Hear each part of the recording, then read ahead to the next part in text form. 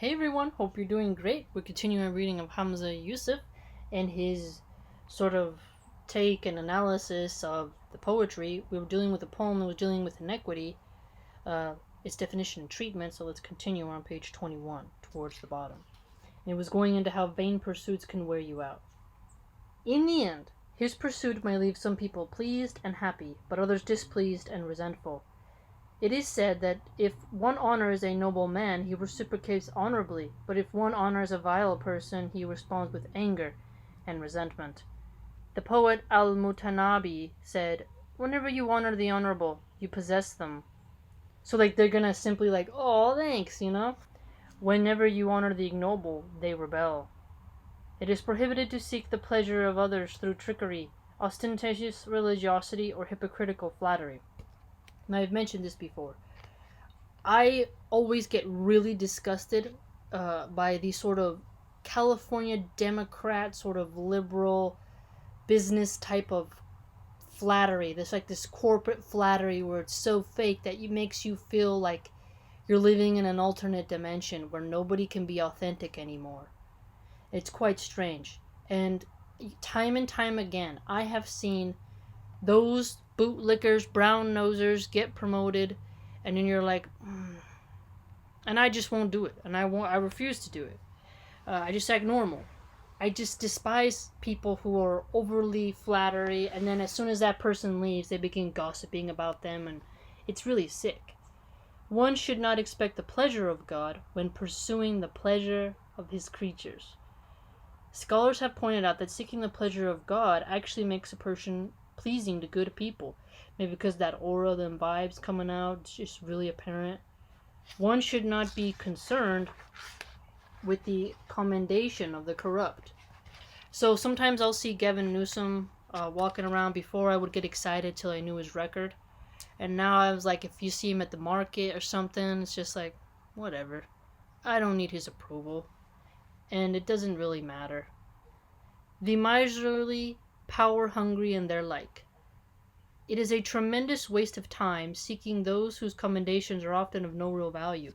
See, this one is really hitting me home today because time and time again, especially in the culinary world, so many chefs and general managers who get rotated a lot, quite honestly, because of HR problems.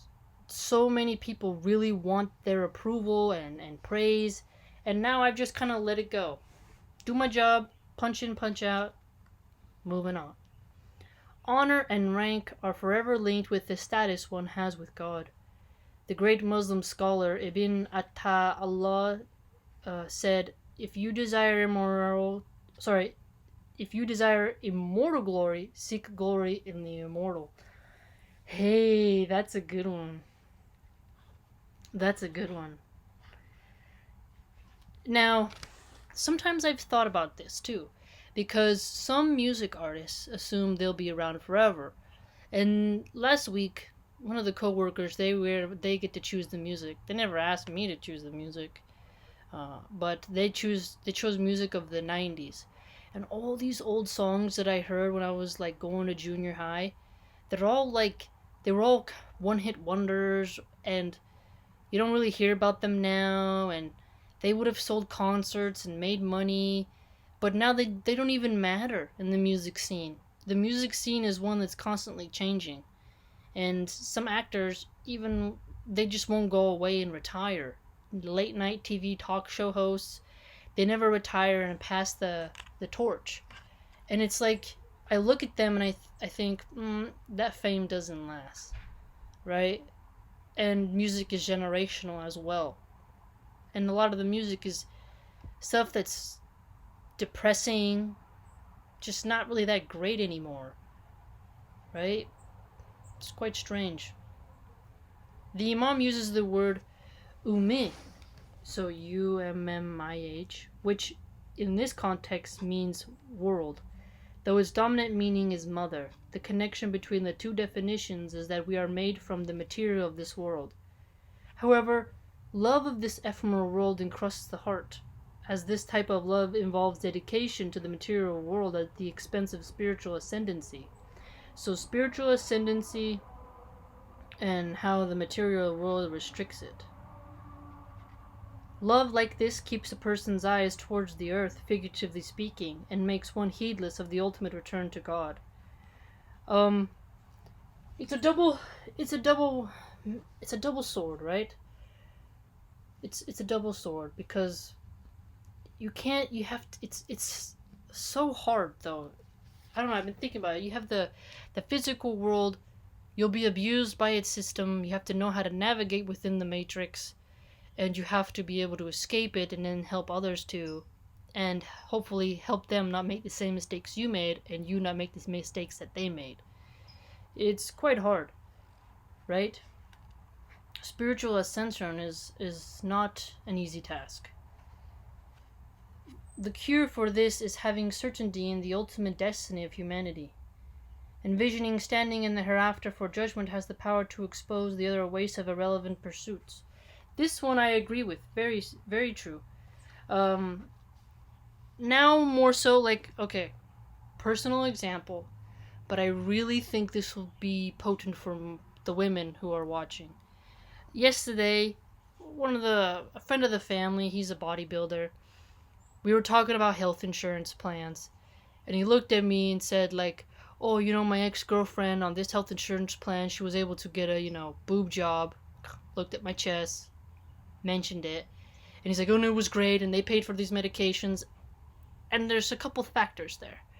One, I thought, this health insurance doesn't cover that because cosmetic surgery is not, that's an elective surgery. It won't be covered under this particular plan of this particular insurance, number one.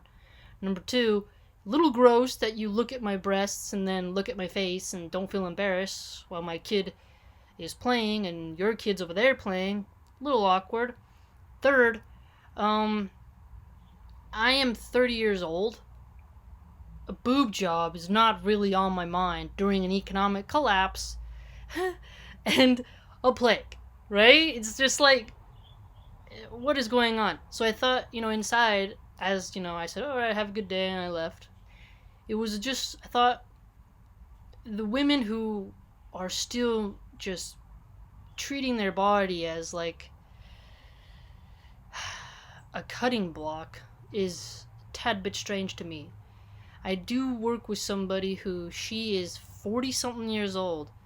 I can tell she's had a lot of work done. She still has no partner, has no children, and she loves drinking and fancy purses and shoes and makeup. And I just think we have a little different values, right? So she's trying to pursue the male gaze at 40. I just want to read books. We're quite different. You know what I mean? So that's an example for me. Is like, it's an irrelevant pursuit to chase your youth that is fading every minute, every second, right? And to spend money on trying to chase away death, right? The death of your beauty, the death of your youth. I mean, the death of the male gaze, right? So, he has a point. The Prophet, peace be upon him, said, remember often the destroyer of pleasure, that is death. Remembering death is a spiritual practice that cleanses the heart of frivolousness. See, this is why I like looking at pictures of graveyards. Some people say, oh, that's dark, that's satanic, that's occultish. I'm not trying to go do some weird ritual by a graveyard. But I like looking at pictures of graveyards of old ones because there's a stillness there, and I like staring at them knowing that when none of the people who were at work who said anything will matter, right? I really like thinking about that. The Prophet, peace be upon him, once passed by a group of Muslims who were laughing heartily, and he said to them, mix in your gatherings the remembrance of death. This is not a prohibition against laughter, but a reminder that prolonged amusement has the capacity to anesthetize the soul.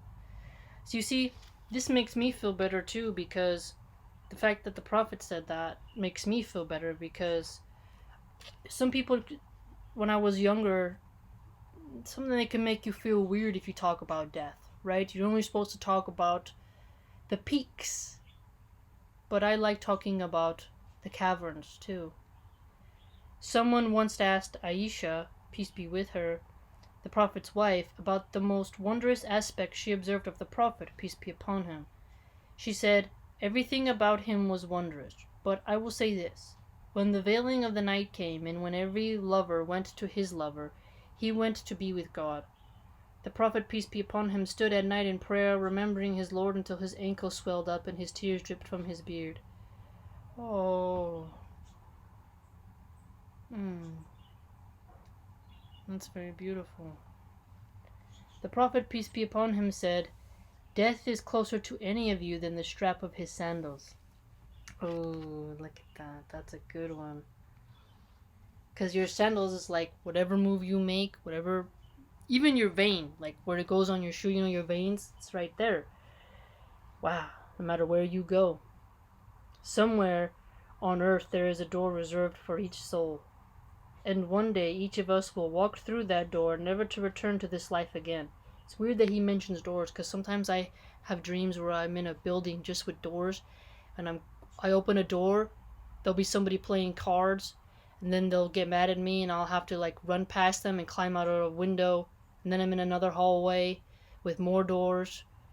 I've had a lot of weird dreams about doors. Very weird dreams about doors. And then in my life, I usually think when I end a relationship with somebody, a friendship or something like that, it's weird, I imagine it in my head as a door closing. On my back, I have a tattoo of a lion with that door knocker. You ever seen those lion door knockers on doors? The old-fashioned kind that look really scary, kind of Tibetan looking. I have one of those on my back because I got it as a reminder to, when you close the door on something, no matter how hard someone knocks, you leave it closed. Once you say it's over, ain't no going back. And I've stuck to that for certain people, and it's really worked, right? And the fact of, if someone knocks, you don't have to answer the door, right? It's very powerful, the symbolism around doors, right? My grandma has one where Jesus is knocking on a door. It's a classic. A lot of Christians have it. It's a very famous painting. But he's by the door in his white robe. He has kind of a caramel hair color, longer, and he's there, and there's like, sometimes there's a lamb in front of the door, like if Jesus comes knocking, will you answer? You've probably seen it.